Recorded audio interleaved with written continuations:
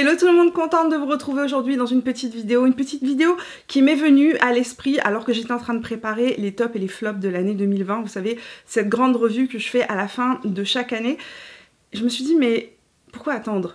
Pourquoi attendre les tops et les flops de l'année? Peut-être que ça pourrait vous intéresser de connaître certains produits de marques que j'aime, de marques dont je vous parle très souvent, des produits que je n'aime pas. Donc aujourd'hui je vous parle de 5 marques que j'aime, 5 marques dont je vous parle souvent et je vous présente 5 produits de ces marques-là que je n'aime pas. Alors, petit disclaimer, aujourd'hui je vous parle de produits que je n'aime pas parce qu'ils ne me conviennent pas. Évidemment, ces produits peuvent convenir à d'autres personnes. Ne vous sentez pas jugé ni pointé du doigt si par hasard vous appréciez ces produits. C'est tout simplement que ces produits ne sont pas faits pour moi. Ils sont peut-être faits pour vous, ils conviennent peut-être à votre type de peau. Peut-être que vous les aimez parce que ça correspond à votre style. Peut-être que je ne les apprécie pas parce que tout simplement ça ne correspond pas à mon style. Donc, parenthèse fermée. Évidemment, si vous passez un agréable moment avec moi dans cette vidéo, n'oubliez pas de me laisser un petit pouce, de venir me rejoindre sur Instagram et sur Facebook pour papoter tout au long de la semaine et de venir vous abonner à la chaîne si ça n'est pas encore fait. Juste en cliquant sur le petit bouton rouge juste en dessous. Je sors 2 vidéos beauté chaque semaine, le mercredi et le vendredi. Let's go, c'est parti. Première marque dont je fais très souvent des revues, une marque que j'apprécie, c'est la marque Too Faced. J'aime énormément les palettes de chez Too Faced dans leur ensemble. Parfois j'ai quelques déconvenus, mais dans l'ensemble, j'aime vraiment les produits Too Faced. Cependant, il y a un produit qui ne passe pas, je l'ai acheté à plusieurs reprises et il ne fonctionne absolument pas. Pourtant, c'est un des best-sellers de la marque et je finis par me demander si c'est moi qui ai un problème ou je ne sais pas. C'est le mascara Better Than Sex. C'est un mascara qui donne du volume, de l'épaisseur, qui donne un effet fossile incroyable et que 98,9% des gens apprécient et sur moi, ça ne fonctionne absolument pas. Pourquoi? Tout simplement parce qu'au bout de 2 heures, lorsque je l'applique, à chaque fois, quoi que je fasse, je me retrouve comme un raton laveur, sous la pluie.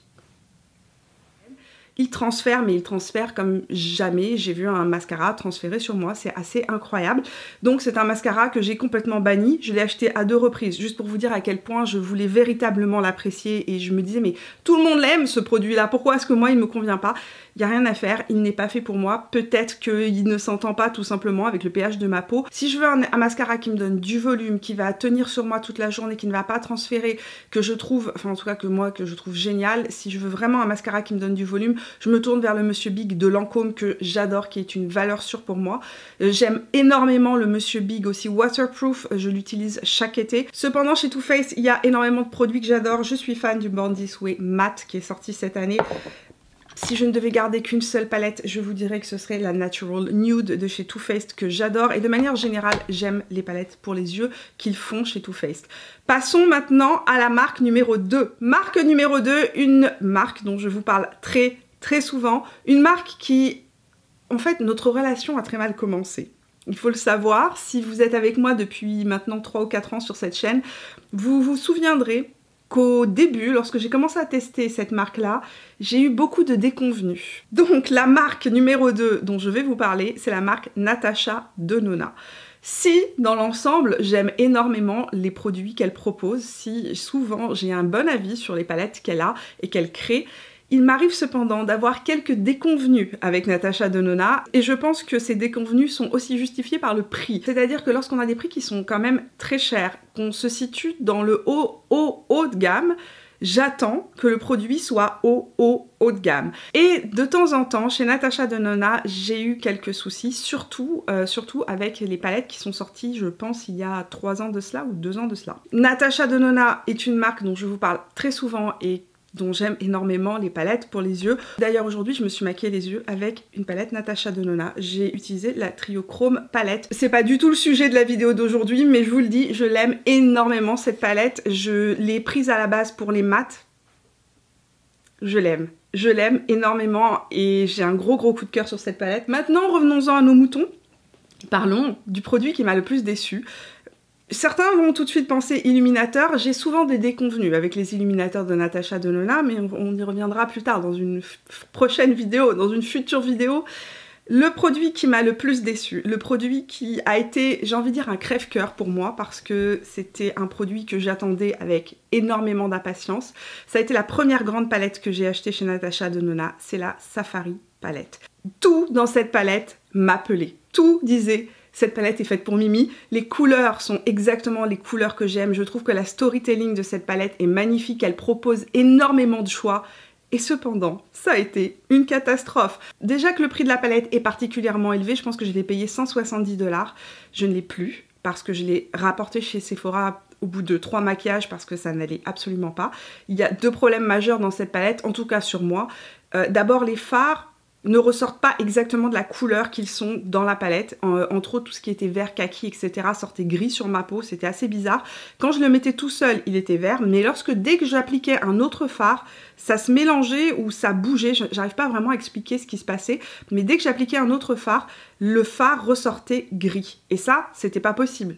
Tu t'amuses à faire un super maquillage, à faire tout un dégradé, et à la fin du make-up, tu te retrouves avec une bouillabaisse marron sur l'œil, ça ne va pas. Donc j'ai testé cette palette avec plein de bases différentes, en me demandant est-ce que c'était moi qui avais un problème, parce que la majorité des gens en parlaient sur YouTube et l'adoraient et faisaient des maquillages sublimes. Sur moi, ça n'a jamais fonctionné, sachez-le. Et lorsque j'arrivais plus ou moins à faire quelque chose qui se tenait et qui était joli, au bout de 2 heures, il n'y avait plus rien sur mes paupières. Les fards ne tenaient pas. Les fards se mélangeaient et j'avais plus une seule ombre à paupières marron sur toute la paupière. Ça a été vraiment une grosse déception parce que cette palette, je rêve encore de la voir, sachez-le. C'est-à-dire que c'est la palette idéale à mon sens de mat, parce qu'il n'y a que des mats dans cette palette. C'est la palette que j'aurais voulu avoir dans ma collection.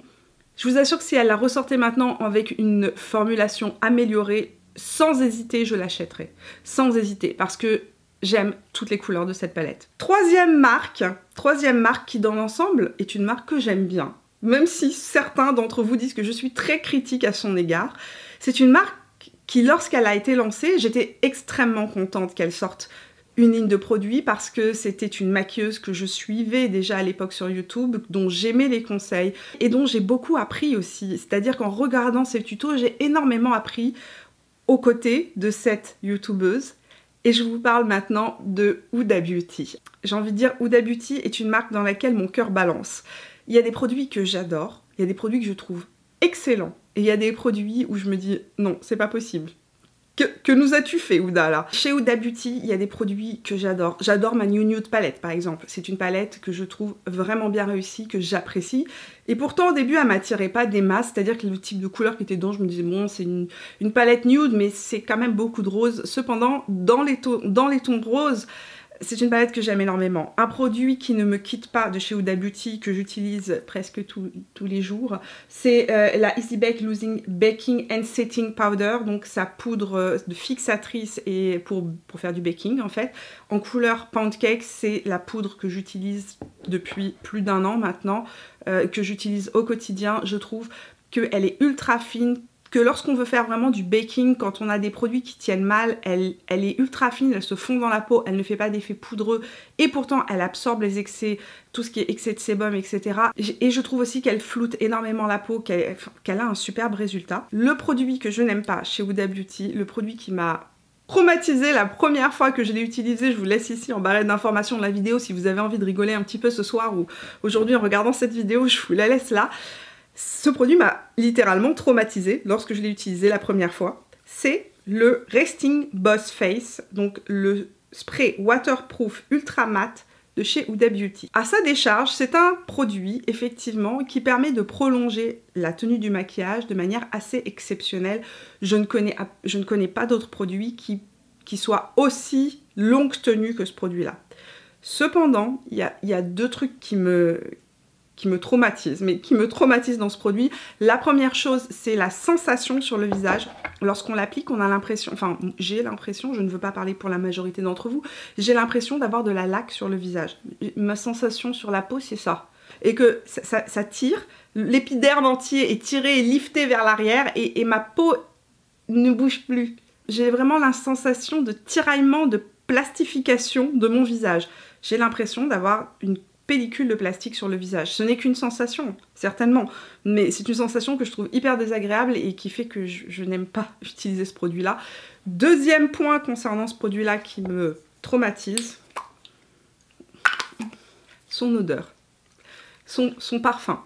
Ça sent la rose d'antan, je vous l'ai déjà dit, mais c'est très très fort. C'est tellement fort comme odeur que ça va cacher votre parfum. Et ça, c'est quelque chose que en tout cas moi je ne supporte pas. Quand on l'applique sur le visage, J'ai l'impression d'étouffer, tout simplement. En plus de ça, c'est très alcoolisé, c'est-à-dire qu'on sent l'alcool fortement quand on le vaporise. Alors, lorsqu'elle l'a sorti, il faut savoir que sur le mien, qui est la première édition qui est sortie donc directement, il y a marqué Direction, n'est-ce pas, parce qu'il n'est qu'en anglais. Donc, check well. After applying makeup, hold 8 inch away and mist face 2 or 4 times in a circular motion. Donc en gros, elle nous dit de tenir le produit à 8 pouces du visage, environ, et de l'appliquer directement sur le visage en faisant une circular motion, en cercle en fait.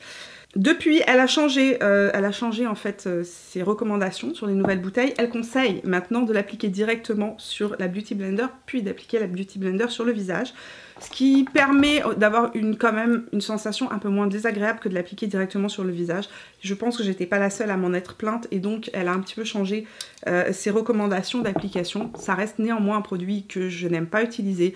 Cependant, c'est un produit qui va faire tenir votre maquillage. Si jamais, je ne sais pas, vous avez un mariage ou quelque chose comme ça, sachez que c'est le produit qui fera tenir votre maquillage du matin au soir sans que ça bouge.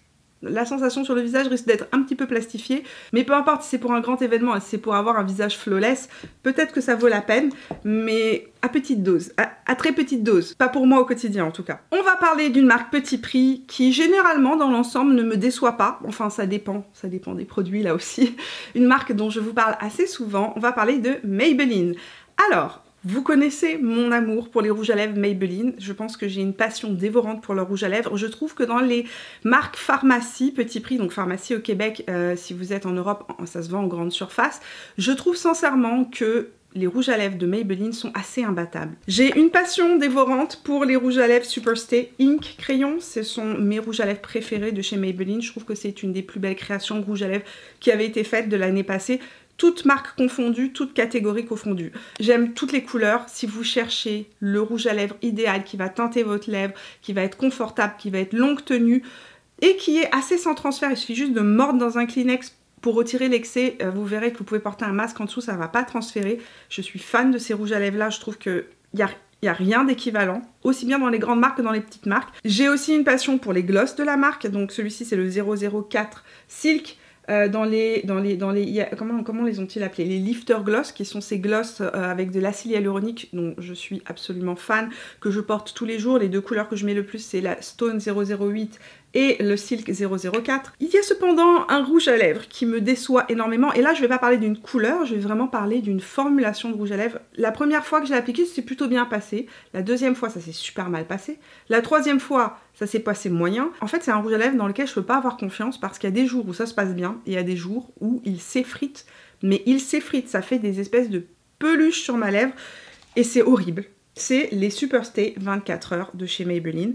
J'ai acheté ce rouge à lèvres là dans la collection qui était sortie à l'automne. La couleur est sublime. Si un jour je crée un nude parfait qui s'appellerait le Mimi, je pense que je ferai une couleur très proche de cette couleur-ci. Malheureusement, c'est une catastrophe. Alors, ce rouge à lèvres fonctionne comment? En fait, on applique la partie liquide. On doit la laisser sécher pendant au moins une bonne minute. C'est vraiment important. J'ai remarqué que ça jouait sur la tenue. Après, il faut vraiment attendre qu'il soit complètement sec. Et ensuite, il y a un petit baume en fait transparent qu'on vient appliquer par-dessus qui rend le tout un peu plus confortable. Mais c'est un rouge à lèvres qui est censé être non transfert, longue tenue. Effectivement, ça tient assez longtemps. Mais alors quand ça commence à partir, je sais pas ce qui se passe. Il s'effrite. Il s'effrite sur ma lèvre. Et il y a des jours où ça se passe bien, et il y a des jours où ça se passe super mal. Alors peut-être que j'ai rien compris sur comment utiliser ce produit-là. Si vous avez un truc magique, partagez-moi ça dans les commentaires parce que je vous ai dit, cette couleur, si je pouvais la porter, je serais super heureuse.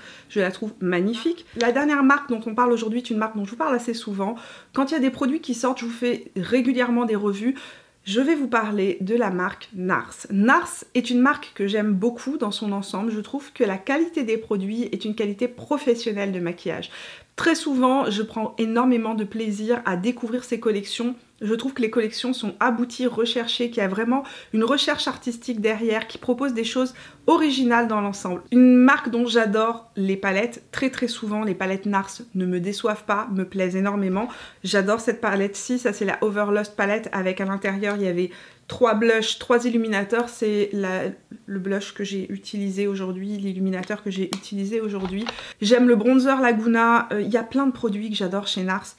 Mais il y a des trucs qui ne sont jamais passés et qui sont des best-sellers dans la marque. Et là aussi, je ne comprends pas. Il y a 2 produits teints qui ne me conviennent pas chez NARS, dont tout le monde parle tout le temps. Le premier, c'est le... Alors, je ne l'ai plus parce que là, je l'ai jeté. Ça faisait longtemps que je ne l'utilisais pas, il était dans mes tiroirs et il était périmé. C'est le Natural Radiant Longwear Foundation, qui est le fond de teint hydratant de chez NARS, qui est longue tenue, qui fait un effet seconde peau, etc. Je me souviens, quand ce fond de teint est sorti, tout le monde en a parlé. Et je fais partie des personnes sur qui il n'a jamais tenu. Je le mets, une demi-heure après, il a complètement bougé sur ma zone T. Il ne tenait pas, il migrait complètement. C'est-à-dire que j'avais des plaques entières de fond de teint qui s'en allaient, qui partaient. Je pense que ce fond de teint n'est absolument pas fait pour ma peau, pour mon pH de peau. Il ne me convient pas. Et il ne convient pas à ma zone T. Ça ne veut pas dire qu'il ne va pas vous convenir, ça veut dire sincèrement qu'il ne convient pas à ma zone T, à moi. Et ça, c'est quelque chose d'assez courant, il faut le savoir, dans les fonds de teint. C'est pour ça que c'est très dur, en fait, de vous dire « Ah, ce fond de teint va vous convenir ou pas ». Je ne peux pas vous le dire, d'ailleurs, quand vous m'écrivez des messages privés, que ce soit sur Instagram, etc. Je ne peux pas. Je suis incapable de vous faire des recommandations personnalisées parce que je ne connais pas votre pH de peau. Je ne sais pas dans quel environnement vous vivez. Est-ce que vous vivez dans un environnement très sec ou dans un environnement très humide ou dans un environnement très pollué? Ça a un rôle aussi sur le pH de peau, ça fait changer le pH de votre peau et donc les fonds de teint tiennent plus ou moins bien. C'est très compliqué en fait. En tout cas, ce fond de teint là, je n'ai jamais réussi à le faire tenir. Et pourtant, j'étais hyper déçue parce que je le trouvais super beau à l'application. Et à chaque fois, je me disais, mais c'est pas possible. Qu'est-ce que je fais? Pourquoi ne veut-il pas fonctionner? Le deuxième produit dont je vais vous parler de chez NARS, un petit bonus, un petit extra, on a fait 5 produits, normalement je ne devrais pas vous parler d'un autre produit chez NARS. C'est un produit best-seller dans la marque dont vous me parlez très souvent dans les commentaires, que ce soit en vidéo ou sur Instagram. Et donc, aujourd'hui, je vais éclaircir le mystère. Plusieurs d'entre vous me demandent très souvent ce que je pense du Radiant Creamy Concealer de chez NARS. Et en fait, c'est un anti-cerne qui ne me convient tout simplement pas. Pourquoi? Parce qu'en fait, il n'y a rien à faire si on ne le poudre pas, il crease, c'est-à-dire qu'il ne se fixe pas sur ma peau. Il reste humide et collant pendant pas mal de temps, il ne sèche pas et il finit par creaser. Or moi, je me refuse à poudrer mes anti-cernes. En tout cas, je préfère me tourner vers des anti-cernes dont je n'ai pas besoin de les poudrer, où j'ai besoin de les poudrer très légèrement le long du ras de cils, juste pour éviter le transfert du mascara sur le ras de cils. Mais vraiment, je poudre uniquement cette partie-là. Je ne poudre jamais cette partie-là. Lorsque j'applique cet anti-cerne-là, il n'y a rien à faire. Ça me fait des sillons. Ça me crée des rides là où je n'en ai pas. C'est-à-dire qu'il me vieillit. Il me fout 10 ans dans la tronche, cet anti-cerne. Et pourtant, c'est un anti-cerne qui est apprécié et adoré des make-up artistes. C'est un anti-cerne qui est hydratant, qui est lumineux, qui plaît énormément aux gens qui ont la peau sèche, déshydratée. Il ne me convient pas. Et deuxièmement, je le trouve absolument pas assez couvrant pour moi, c'est-à-dire que mes cernes ressortent à travers, je dois les corriger. Et sincèrement, depuis quelques temps, je trouve qu'on a sur le marché des anti-cernes qui sont bien assez couvrants pour ne plus avoir besoin en fait pour moi de devoir mettre un correcteur avant de mettre mon anti-cerne. Et donc je préfère trouver un anti-cerne qui soit à la fois couvrant, qui ne crease pas, qui reste en place et que j'ai pas besoin de poudrer, plutôt que de me tourner vers un anti-cerne qui soit hydratant, lumineux, mais qui ne couvre pas mes cernes et qui crease et qui me file 10 ans dans la tronche parce que je me mets à avoir des sillons sur le visage à des endroits où d'habitude je n'en ai pas. Donc voilà pourquoi je n'utilise pas cet anti-cerne. Mais sincèrement, je pense que c'est un anti-cerne qu'il faut utiliser en petite quantité, bien estompé, et surtout, il ne faut pas avoir à trop corriger les couleurs du cerne. Si vous avez vraiment un cerne qui est très foncé, il ne vous conviendra pas. D'ailleurs, chez NARS, je préfère de très loin le soft matte parce que il ne migre pas, il est très fin, je le mets uniquement là où j'en ai besoin, il a une superbe couvrance. Donc en fait ça dépend de vos goûts, ça dépend de ce qui vous convient ou pas, mais en tout cas moi celui-ci ne me convient pas et voilà pourquoi je ne vous en parle jamais dans mes tutos. Donc voilà, on s'est tout dit sur ces 5 marques dont je vous parle assez souvent, dont j'aime en général les produits, qui sont des marques que j'apprécie, dont j'achète les produits et dont j'aime faire les revues de ces produits, mais qui parfois peuvent me décevoir. Et je veux juste dire qu'en fait, c'est une question que vous me posez très souvent, vous me dites Mimi, quelle est ta marque préférée ? J'ai pas de marque préférée. Je n'ai pas de marque préférée tout simplement parce que je pense que dans toutes les marques, il y a du bon et du mauvais. Que ce soit dans le haut de gamme, moyenne gamme ou bas de gamme, généralement, il n'y a jamais toute une marque qui fait que des super produits. Il y a toujours des ratés. Il y a toujours des produits qui sont lancés trop vite sans être véritablement testés. Il y a toujours des produits qui peuvent ne pas me convenir parce que tout simplement, ils ne conviennent pas à mon type de peau. Il y a différentes possibilités, mais il n'y a pas de marque absolue qui ne fasse que des bons produits ou que des mauvais produits. Généralement, on retrouve dans toutes les marques des bons produits et aussi des produits qui sont moins bons. Donc voilà, si vous avez passé un agréable moment en ma compagnie, si je vous ai un petit peu changé les idées dans cette semaine de confinement, n'oubliez pas de me laisser un petit pouce. Dites-moi aussi dans les commentaires de la vidéo quels sont vous les produits que vous aimez dans des marques que vous n'aimez pas. Choisissez une marque et dites-moi j'adore cette marque parce que, et dites-moi un produit que vous n'aimez pas dans cette marque. Et puis si vous avez aimé cette petite vidéo, que vous avez envie qu'on la refasse, dites-le moi aussi dans les commentaires. On reproduira tout simplement cette petite expérience et on fera une mini-série avec cette vidéo-là. J'ai encore plein de marques à vous proposer et avec plusieurs produits qui m'ont déçu. Et puis si vous n'êtes pas avec moi sur Instagram, venez me rejoindre pour papoter beauté tout au long de la semaine, mais pas que. On parle de plein d'autres choses. On ne parle pas que de beauté. Ce serait assez réducteur, n'est-ce pas? Je vous laisse l'adresse juste ici. Et puis si vous n'êtes pas encore abonné à la chaîne, vous pouvez le faire en cliquant sur mon visage, là où il apparaîtra. Je sors de vidéos beauté chaque semaine, le mercredi et le vendredi. Je vous fais plein de bisous. Je vous retrouve vendredi pour de nouvelles aventures. Jusque là, portez-vous bien. Ciao!